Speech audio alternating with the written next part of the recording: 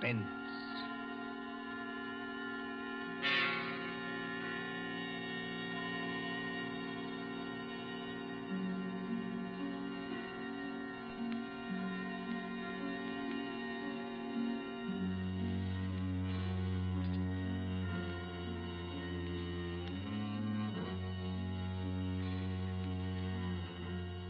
The thrill of the nighttime, the hushed voice and the prowling step, the stir of nerves at the ticking of the clock, the rescue that might be too late, the crime that is almost committed, mystery and intrigue and dangerous adventures.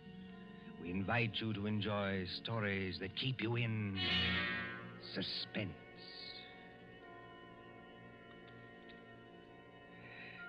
Can a man stake his life against $25,000?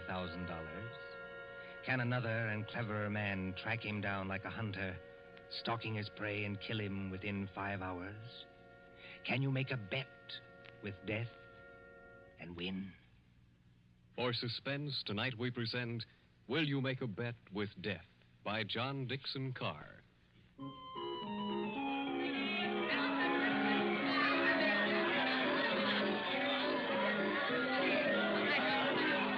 Coney Island on a summer day.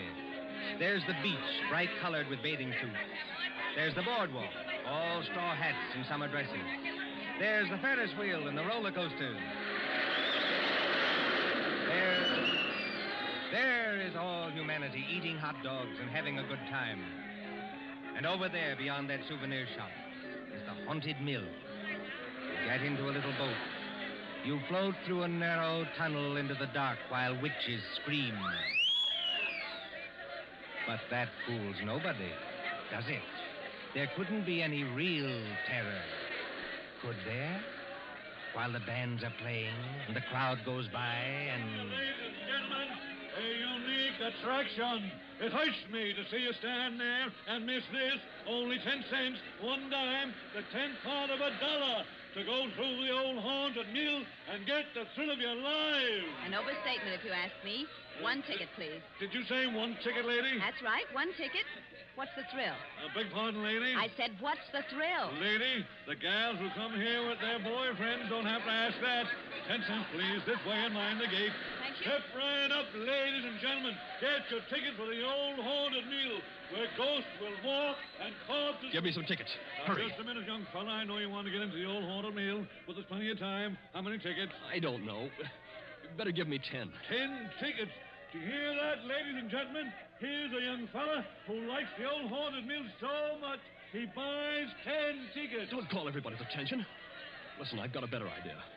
Whatever boat comes after mine, Yeah? I'll give you an extra $1 to send that boat through empty. Now, what's the matter, son? The cops ain't after you, are they? No. It's nothing like that.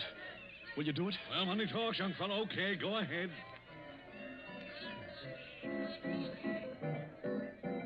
Isn't there an empty boat here? Well, really? You've got such a great objection to riding in the same boat with me? Oh, I'm sorry. I didn't mean that at all. Don't misunderstand. Then you'd better get in if you want to go. This boat's starting to move. Yeah, I better sit down. You certainly had. Look here, I want to apologize. That's quite unnecessary. This place is rather childish anyway, isn't it? Yes, isn't it? But I've seen everything else, so I may as well see this. Here we go in the dark. What was that? One of the ghosts, I imagine, from a machine. It sounded like him laughing. There isn't anybody in the boat behind us, is there? Oh, I can't see. It's pitch dark. Listen, Miss... My name is Andrews, Betty Andrews, if it's customary to exchange names in a place like this. Mine's Pendrell. Bob Pendrell. Did you say Pendrell? Yes. Do you know it? Oh, no, not exactly. It's an unusual name, that's all. I don't want you to think I'm out of my mind, though I very nearly am. But I've got 5 hours to go. Just 5 hours. At the end of that time, either I'll have won $25,000 or else... Or else? Or else I'll be dead. You know, I wish I'd kept you away from this boat. Well, there's nothing to get alarmed about. For you. I can't tell you much, but I had to tell somebody that or I'd have started yelling. There's just one other thing. Is there? In these places, they've usually got little dim-lighted rooms along the way. Yes, Exhibits. boats and things. Yes. Well, when we come to one, I'm going to get out of this boat and hide there. Just don't get alarmed, and don't tell anybody when you go out. Why should you do that? I think I see a light ahead. Well, there is a light, but... Dim, too. That's all to the good. Yes, we're coming around the corner. Look, I'm going to have company when I get off. A waxed dead man on a pile of straw. Oh, I hope I can stand these noises. Goodbye, Betty Andrews.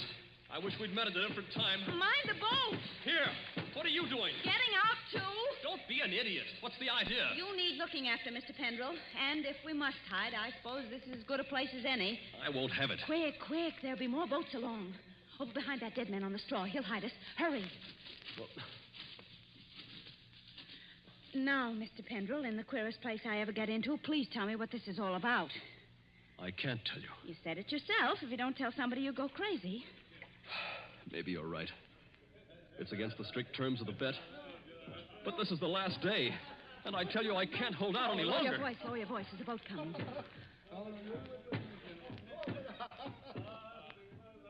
I wonder if you ever heard of my stepfather, John Destry. Yes? I imagine everybody has. He's a millionaire, and I'm not. I'm just a chemist, an analytical chemist.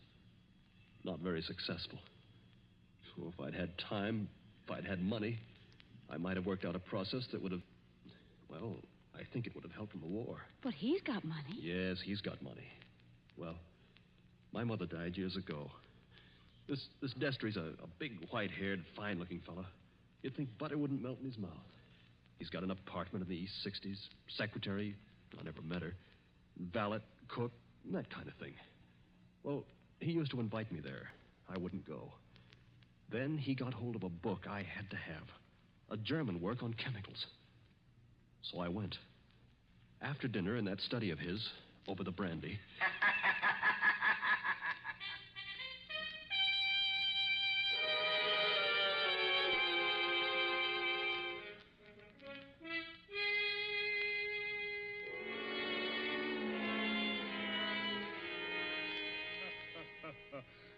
Oh, my dear Robert, you're quite welcome to the book. Don't mention it. Oh, what do you think of this brandy, by the way? It's excellent, thanks. Yes, I thought you'd like it. And now that we're all relaxed, comfortable after dinner, tell me something. Yes, Mr. Destry? You hate me, don't you? Frankly, I do, and always have. Good. Then you'll be relieved to hear I've always felt the same about you. But tell me something else. Did you ever know me to break my word? No, I never did. I'll give you that. I asked you, Robert, because I want to make a little bet with you. That is, if you have the nerve, which I doubt. Well, I'm afraid I can't afford to make bets. You were always careless with money, Robert. Well, I've been thrifty. I saw that when your mother was alive. But you can afford to make this bet. Look here, in my desk. Well? $25,000, Robert. $25,000 in 5 $100 bills. And what would I have to bet against that? Your life. What? My life? There's the money in the drawer. Look at it. What wouldn't you give for that money? What wouldn't you give to have it for this precious work of yours that you're so fond of and that you've failed in miserably? So far I've failed, yes. Oh, I've had a fairly good life as lives go. My heart isn't as good as it might be, but the doctors say I'll last a little while yet. But before I go, there's one pleasure, one little exquisite thrill for me to experience. I want to commit a murder. Yes, I said a murder. My bet is that I can kill you within 6 months, and that you can't stop me, and that I'll never be punished for it. What do you say? Yes or no? I believe you mean that. Of course I mean it. And Just how would you propose to kill me? Ah, that would be telling. You know, if I had time to think this thing over... There's no thinking it over. Now. Yes or no? Yes. You must need the money badly, Robert. I do need it. But oddly enough, Mr. Destry, that isn't why I'm doing this. No? No. I want to show you can't play the Lord Almighty and get away with it. Are you challenging me? Yes. You don't think I can do it? I know you can't. We mustn't get excited, Robert. There will be conditions to the bet, you understand? What conditions? First of all, you'll never mention this matter to anyone. All right. That seems fair enough. You'll remain within the city limits of New York for 6 months. You'll spend at least 1 hour of every day walking the open streets alone. All right. You'll spend at least 1 hour every evening in your own room alone. I may come to see you, or I may not. Trying to scare me already, are you? Finally, you'll write out a little note and give it to me. There's pen and paper on the desk in front of you. Write it now. Let's hear what I have to write before I do anything like that. You will write, I am a failure. You can't stop harping on that, can you? I am a failure, and this was the only way out. I wouldn't have done it otherwise. A suicide note? Yes. I intend to use it when I, operate. And if I won't write it? Ooh, then there's no bet. All right, I'll do it. It's now, let's see, 9 o'clock on the night of January the 10th. If you're alive and not in a madhouse... Does that go into the bargain, too? Yes. At 9 o'clock on the night of June 10th, given those conditions, you will receive $25,000. Can't you hear the dice rattle, Robert? You're playing with death now. I know it. Aren't you going to finish your brandy? No, thank you. Oh, then pour it back into the decanter. You heard me. Pour it back into the decanter. If you were as careful as I am, you wouldn't be where you are now. That's right. Always be thrifty. I can promise you, by the way, that you'll always be perfectly safe as long as you're in this apartment. But that's the only concession I make. I notice your hands are steady at the moment. I wonder what they'll be like a month from now.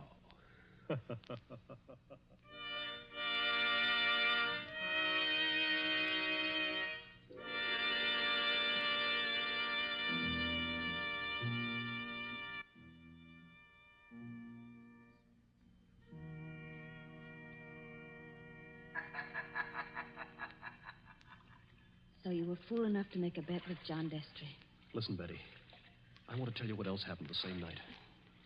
I got on a Fifth Avenue bus and started to look through that book that Destry gave me. It was a book that I wanted about poisons.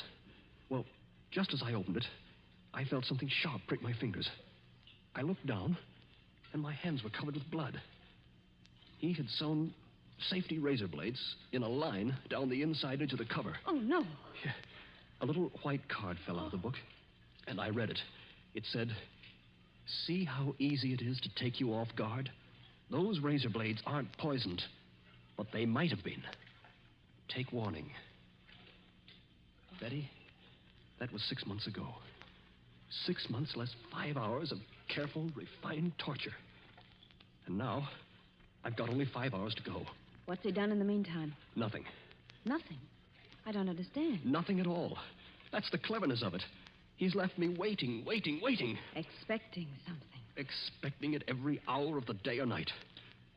Once at the laboratory where I work, I opened a box that I thought was from a chemical supply house.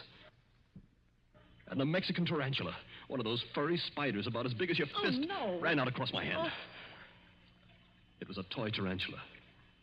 He enclosed a card asking whether I didn't admire it. Bob, this can't go on. I used to think I didn't have a nerve in my body.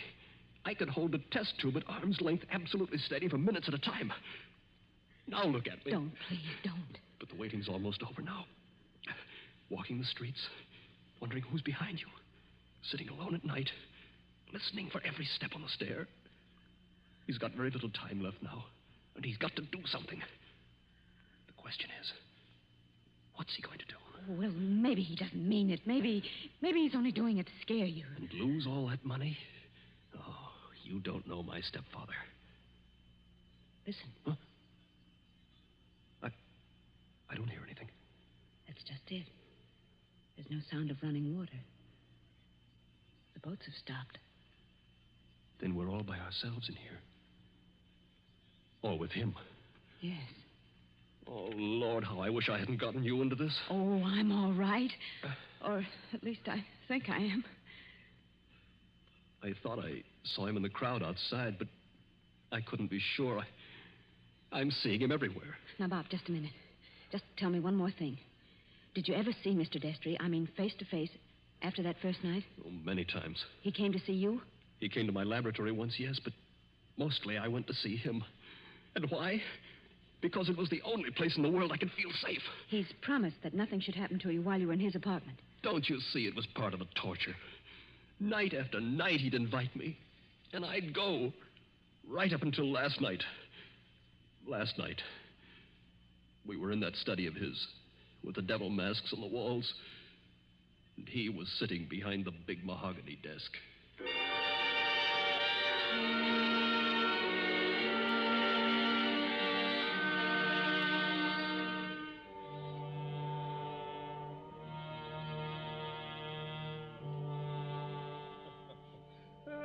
My dear Robert, I'm pleased and even touched to have you here on the last night before you, Why don't you say die and get it over with? Oh, well, let's not say die.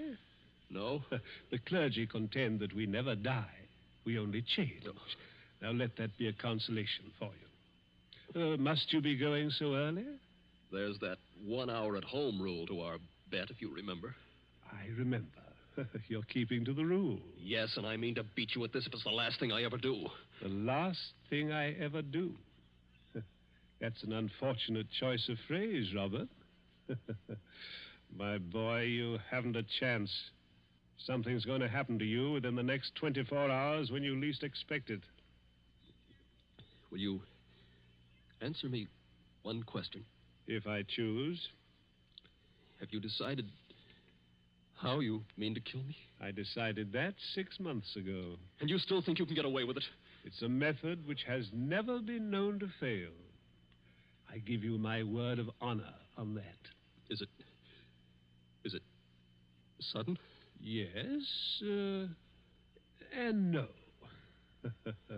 Wouldn't you like to know what it is? Good night, Mr. Destry. I think I'd better be leaving. No, my dear boy, you mustn't go yet. Sit down. Pour yourself a glass of brandy. No, thanks. Then perhaps you wouldn't mind pouring me a little. My doctor allows brandy, though I'm forbidden spirits. I notice your hands are shaking quite a good deal. They weren't like that 6 months ago, were they? No. You were full of confidence then. Oh. And it grieves me to see you waste tobacco by lighting a cigarette and putting it out immediately. Oh, it's no use lying to you. But I'm going to beat you just the same. You wouldn't like to back out now? After what I've been through? You'd still have your life. I'll keep it, thanks. That's very unwise of you, Robert. Still, you must decide. Oh, I was expecting my secretary a little later to dictate some letters. But now, I think I'll leave her a message that I've gone to bed and turn in myself.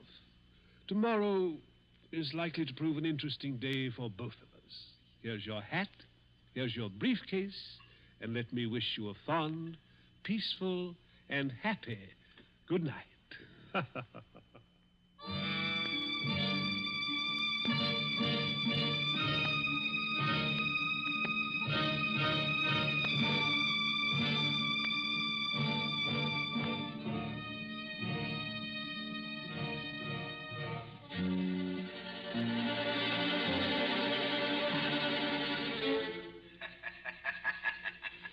That was last night, Betty. I said I had 5 hours to go. It's less than 4 hours now. If I can keep away from the old devil until 9 o'clock. I wish those boats would start running again. Why? Because it's almost as spooky in here as a real old mill. I know. Even that wax dummy on the straw. Any minute now. You're expecting to see him move? So am I. Now, don't stand up. It doesn't matter. If the boats aren't running, we can hear anybody who comes along. I hope so. Do you think Destry's got in? Bobby can't have got in. He can't even be here. Why not? Because Mr. Destry told me. Mr. Destry told you. I'm his secretary. You know, Betty Andrews, I'm sorry it was you who did this. Did what? You can't guess, can you? Oh, Bob, I didn't come here to trap you or spy on you. If that's what you're thinking, I swear I didn't. No. You only got me to tell you the whole story and lose my bet. I haven't heard a single word you said. Bob, please believe that. He didn't send you here, of course. No. And of course you never saw me at his apartment last night. No, I swear I didn't. I got there late. He'd gone to bed. I didn't even take off my hat or gloves before I left again. Don't you understand, Bob? I hate him, too. I want to see you beat him. You've got to beat him. You mean that? Look at me and see if I mean it. Betty, I almost believe you. You must believe me. And Anything else? we better hide behind that dead man. Hurry. Those boats have started up again. I wish I could tell you, Betty, what that means to me. Come on, hurry. Wait a minute, you two. What? Stay just where you are. Where's that voice coming from? Along the tunnel, I think. But it's not Destry's voice. No, it's a man standing up in a boat. He's coming around the corner. I can see him now. Hurry. The old haunted mill, eh? My golly, if this ain't some place to make a pinch, I never heard of one. What do you mean? Make a pinch? Just what I said. Your name, Robert Pendrell? Yes. Who are you and what do you want? Police headquarters. You're to come along with me. I want to see you over in New York. About what? I wouldn't know, lady, but it might be about the murder of John Destry. Oh, no. Did you say the murder of John Destry? That's right. Somebody poisoned him last night with mercury cyanide. I wouldn't have got you at all, maybe, if the barker outside there hadn't thought the cops were after you to start with. Betty, Yes, Bob? he's beaten me. He hasn't beaten you. Oh, yes, he has. And I know now the weapon Destry was going to use in killing me. What weapon? It never fails. The electric chair. You mustn't talk like that. Don't you see? He never once intended to kill me in the way I thought. Are you coming quietly, Mr. Pendrell? Just a minute. He's poisoned himself. But he's left evidence to show I did it. He's killing me the worst way possible. He's won the bet. The money doesn't matter now. If I'm in the death house for murder, what use have I got for all the money in the world?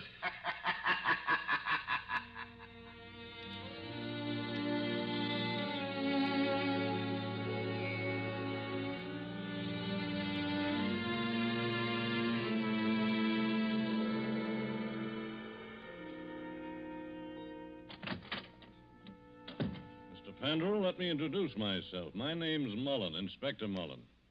It's a pleasure to meet you, Inspector. It's a pleasure to be safe again. I've had you brought here to my office for a little quiet talk. You're in a jam, son, and I want you to realize how bad it is. You think I don't realize it? John Destry was poisoned with mercury cyanide administered in a glass of brandy. And only my fingerprints were on the glass besides his own. I can guess. Mr. Destry's body was found this morning lying behind the desk in the study. There was an empty glass with traces of brandy and cyanide. Now, we haven't had the full autopsy report, but the smell of that stuff is pretty distinctive. They tell me you're a chemist, Mr. Pendrell. That's right. The boys find that 8 grains of mercury cyanide are missing from your laboratory. Where he visited me a month ago. And in your briefcase, which you took away from his apartment last night... He handed it to me. I remember. We found over $1,000 in cash. Now, take a look at this note. Did you ever see it before? Well, yes.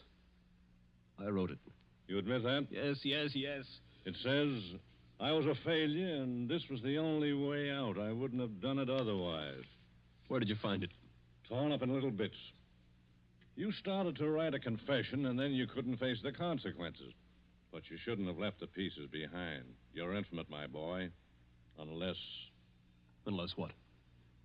Now, if you'd like to confess here and now, and maybe we did a little deal about second-degree murder, Oh, why... Inspector, why bother to string me along? What do you mean, string you along? There's no second-degree murder on a poison charge. It's the death house or nothing. He saw to that. It's too bad you had to go and kill him, son. Didn't you know he had an aneurysm? A what? Fatal heart disease. He said that he had heart trouble, but... Heart trouble. His doctor says he couldn't have lived 8 or 10 months anyway. And you might have got something in the will. So that's why he did it. Did what? Killed himself. You still stick to that crazy story you told the boy? He's going to kill me, isn't he? With 3,000 volts of electricity. Inspector Mullen. What are you doing here, Sergeant? Didn't I say I wasn't to be disturbed? All the same, Inspector, I thought I'd better do it. There's a young lady here, a Miss Betty Andrews. I think you'd better see her. I'll see her when I'm good and ready. And I think you'd better see her, Inspector. We've just heard from Mr. Destry's lawyer. Well? He said that young fellow there, Mr. Pendrell, inherits $25,000 in Mr. Destry's new will. Did you hear that, son?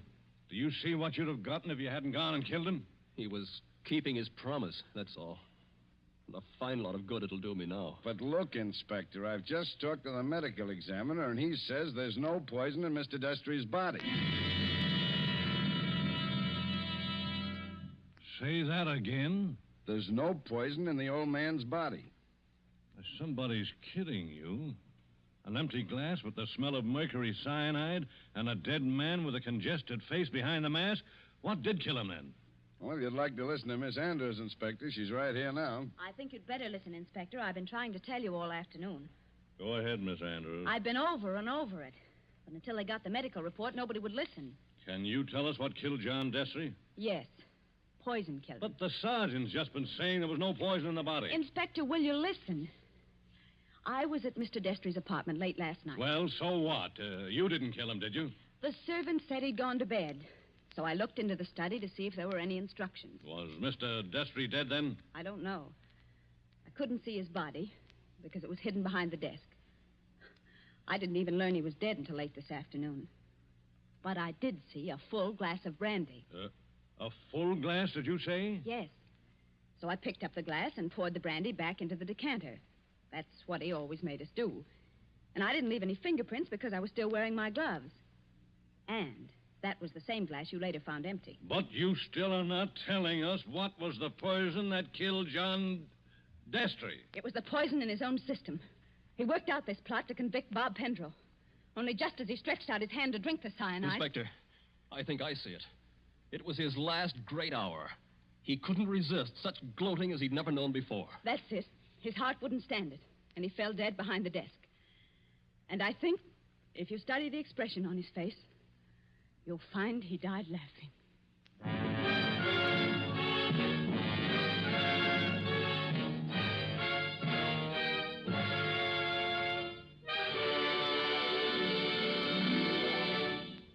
And so ends Will You Make a Bet with Death?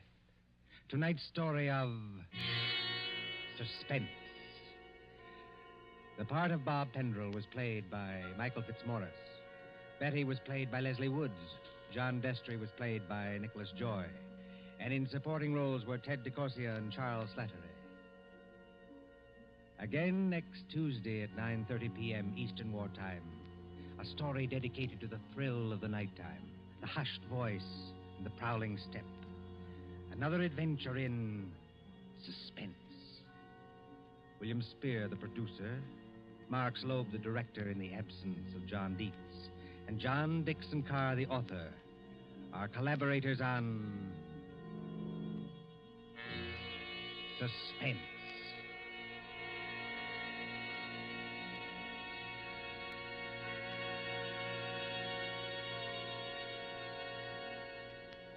This is the Columbia Broadcasting System.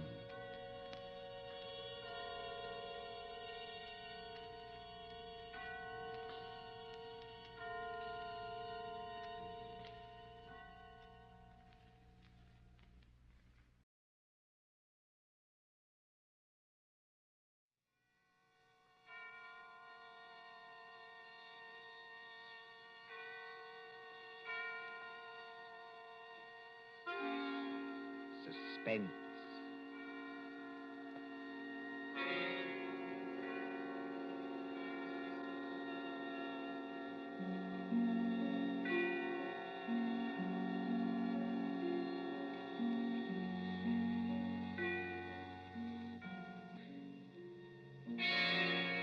suspense.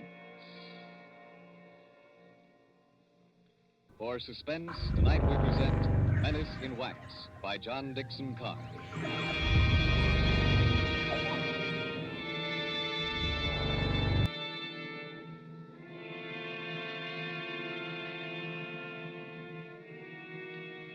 During the French Revolution of 1793, a Swiss girl copied in wax the severed heads of those who had just been guillotined. She married a Frenchman named Tussaud and came to London, and she founded Madame Tussaud's Waxworks.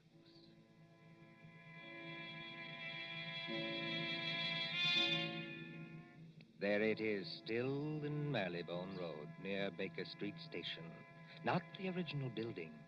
That was destroyed by fire. But it remained untouched when a darker shadow than revolution came to England. And they plastered high explosives all along that road and hit the cinema next door. We are going to London under the bomber's moon.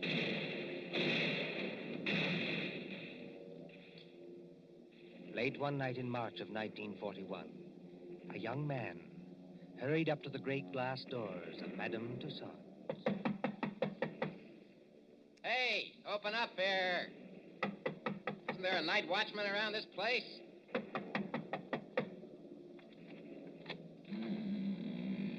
There is, Governor, and I'm him. Now, what do you want at this hour of the night? My name is Rogers. I'm from the Daily Record. Oh. If you'll let me get inside, I'll show you my press card. Didn't you get any orders about me? Well, maybe I have at that. Oh, you're the bloke who wants to see the Chamber of Horrors. That's right. All right, you may as well come in. My paper got a tip there's something funny going on around here. Something funny going on here? That's a good one. The rain's not very heavy tonight, is it? No, they're going over. You ain't heard where, Governor? We got a teletype flash. There was the Midlands. Lord lummy, and I've got a sister in Birmingham. Oh, why can't she come and stop in a nice, safe place like London? There's the Regent's Park guns opening up again.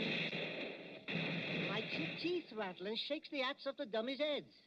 You know, this Chamber of Horrors is getting to be popular tonight. You mean there's been somebody here before me? Yes.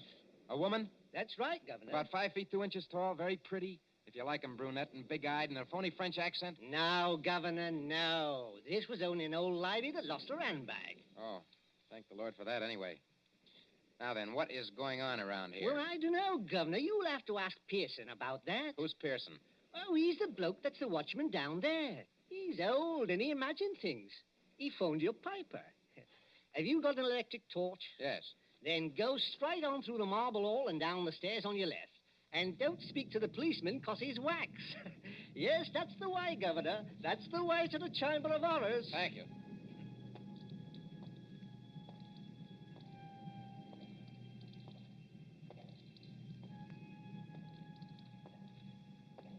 Pearson.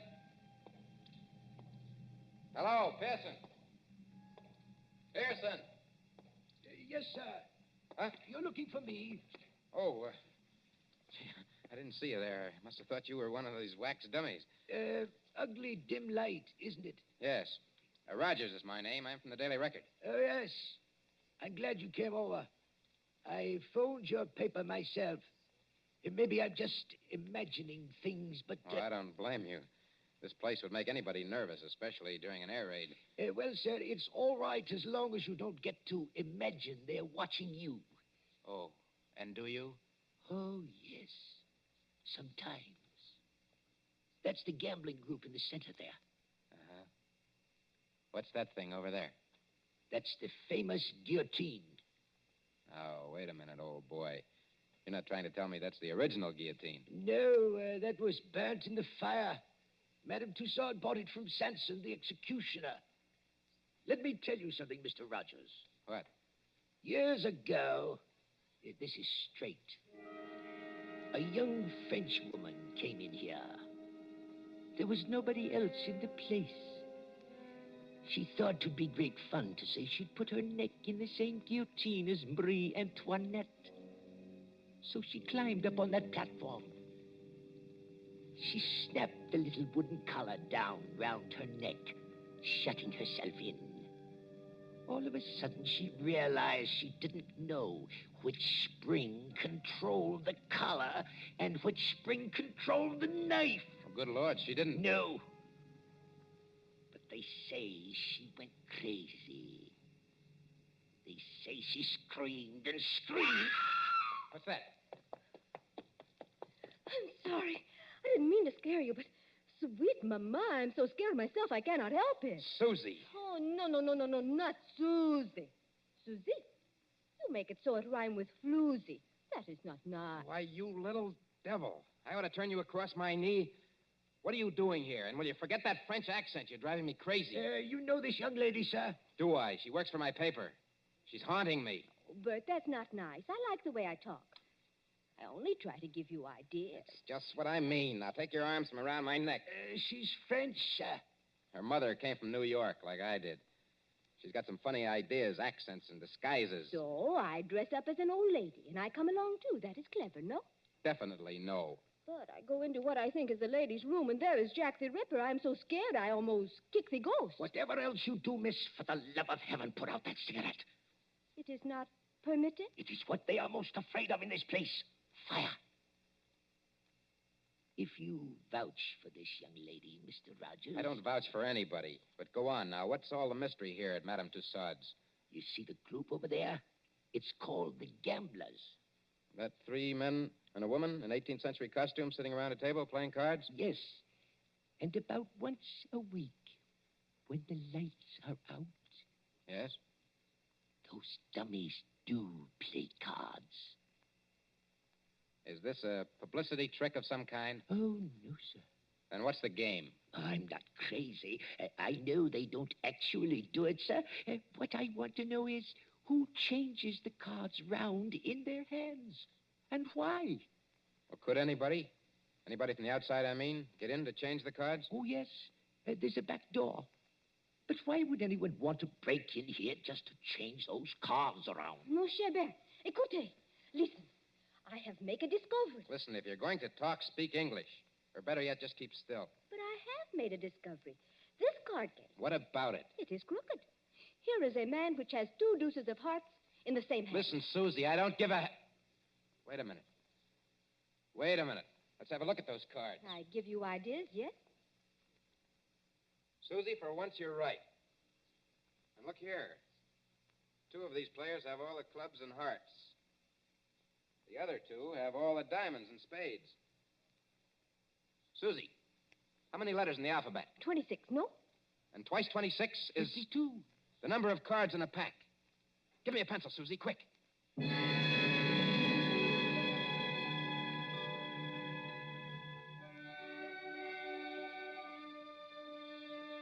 War Office, Whitehall.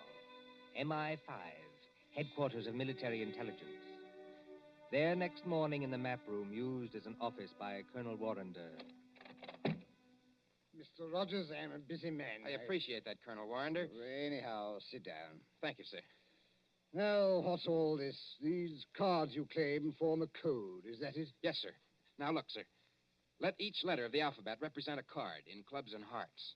That's 26. And then? And then when you get to the middle of the message, switch the alphabet over to diamonds and spades. Then you won't keep on repeating. Now, will you read what I've got written on this piece of paper? Jack of diamonds, Q. 3 of clubs, F. Well, that doesn't seem to mean much. Oh, never mind the cards, Colonel. Just read the letters. Q, F, A, C, T, O, R, Y. Yes, sir. Q Factory. Go on. Oh, just a moment. What is that infernal noise? Johnson Burroughs. Don't bother with that, sir. Just read the message, please. Oh. Q Factory. 10 p.m., 15th. Today's the 15th of March, Colonel. Oh, all preparations made. Use dive bombers. I see. This message was left openly. So openly that nobody ever noticed it. Yes, the trick's been tried before. No contacts, no gatherings, no letters that might be intercepted. A whole spy ring could walk through that wax museum and read the message without being seen. You newspaper men trying to teach me my job? Oh, I'm sorry, sir. I only... No, go on. Well, don't you see? 3 or 4 little boats with portable wireless sets go down the Thames estuary.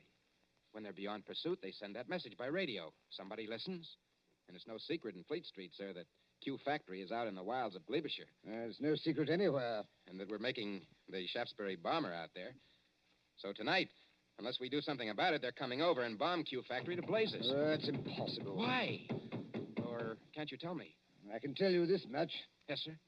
Q factory is so well hidden that even our own pilots can't find it from the air. That's one objection to this message. Any other objection? Yes, this talk about dive bombers. Dive bombers in a night attack? What's the good of a dive bomber if he can't see its objective? Well, suppose somebody showed a light. He'd be shot dead as soon as he showed it. Every inch of country for a quarter of a mile round the factory. A quarter of a mile, Mr. Rogers, is patrolled day and night. Well, just the same, they're going to have a try at it, sir. How? I don't know how. Then, if you'll excuse me, Mr. Rogers... Well, listen, Colonel Warner, will you give me a pass to go down there to the factory? Certainly not. No one's permitted to go there except the workers. How is the place defended? There's a night fighter station nearby, and several batteries of 4 3.7 guns. Then give me a pass to the fighter station or to the gun post. That's a legitimate newspaper request. Well, I might manage a pass to one of the gun posts, yes. Then you'll do it? Well, what on earth is that infernal row? It sounds like somebody locked up in a coat cupboard. Yes, as a matter of fact, Colonel, it is somebody locked up in a coat cupboard. A young lady, so-called. A young lady? Who locked her up? I did. And just what the devil do you mean, sir, locking up people in coat cupboards in the War Office? Well, she's a bit excitable, Colonel. I thought that she'd better not see you. Oh, thanks for the consideration. There's just one other favor I'd like to ask. As well? If she asks you for a pass, don't give it to her. Don't give it to her under any circumstances. What's her name? Susie Dubois. You're rather too late for that, young man. The Public Relations Office granted her a pass 2 hours ago. What? Oh. A woman to an anti-aircraft battery? This is what we call a mixed battery. Women on the guns as well as men. She said it would make a good human interest story for the press. I must say, I agree with her. Well, one moment, Mr. Rogers, before you go. Yes, sir. That gun post is fully 2 miles from the factory. You can go there, but if you take one step further, you'll be shot on sight by our guards. I warn you. I'll be careful, Colonel. I'll be careful.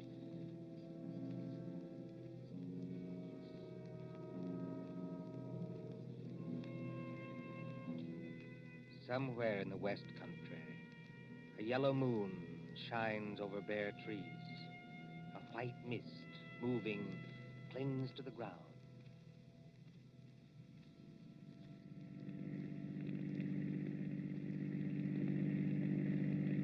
Susie, are you sure we're on the right road? Mon cher, they have taken away all the signposts in case there is an invasion. I know that. But I follow the map. The map cannot be wrong. We've been driving for hours. Must be... Yes, it is. Nearly 9:30. Half an hour to go. Trees, and still more trees.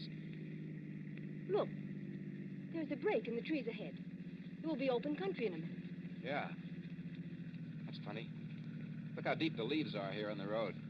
But one thing I tell you, just between you and me and the bedpost... Gatepost, Susie. The term is between you and me and the gatepost. And speak English. I am speaking English very well, thank you. I do not need your help to be pure. All right. Now, this map. Well, what about it? It say we should go through a lot of villages. Mitford, Archidine, and Saffronwiville. I have not seen any villages. Did you say Mitford? Oui, monsieur. Susie, let me have a look at that map. Come on, hand it over. But what is wrong? It is a perfectly good map. Yes, Susie. It's a fine map. It's an excellent map. Only it's a map of the wrong county. I have made a mistake? No? I don't even believe you can read. This is a map of Barsetshire. We should be somewhere in Glebeshire. Now, where in the devil are we? With the entrance to some kind of clearing with leaves on Oh. it. Hello there! What was that? Hello there! Somebody calling us. And if we're in forbidden area... I see him now. Where? Behind us. He came out of a white cottage back there. He's a big, heavy man with a mustache. Never mind the mustache. He's wearing some kind of a uniform, and he's got a rifle. You think he plug us? No? I think it is not unlikely. Get out those War Office passes of ours. Quick. Good evening, my friends. Good evening. Can you tell me... No, we don't mean any harm. Can you tell me what time it is? Oh, what time it is? Yes. Oh, yeah. It's, 28.5 minutes past 9. Thank you.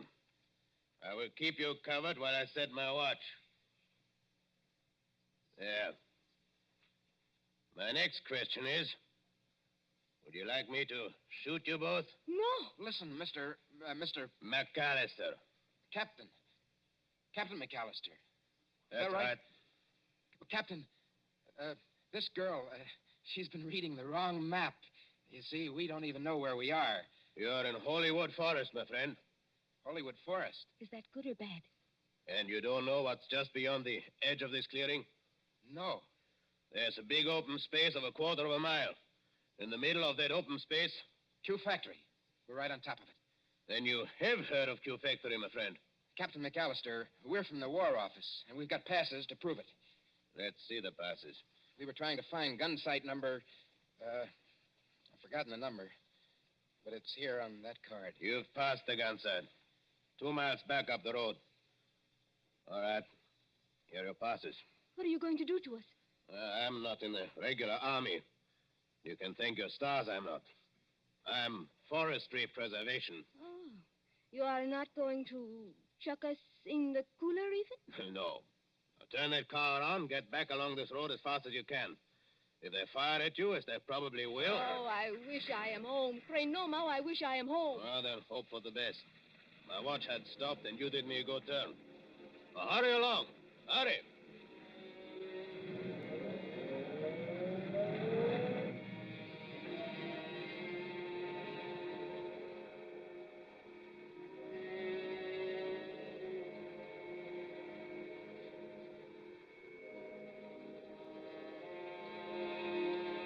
Gun sight of heavy attack battery. 4 3.7 guns against a moon growing clear white. White as the concrete emplacements, sealed against light where the crews, men and women, sitting, waiting. Well,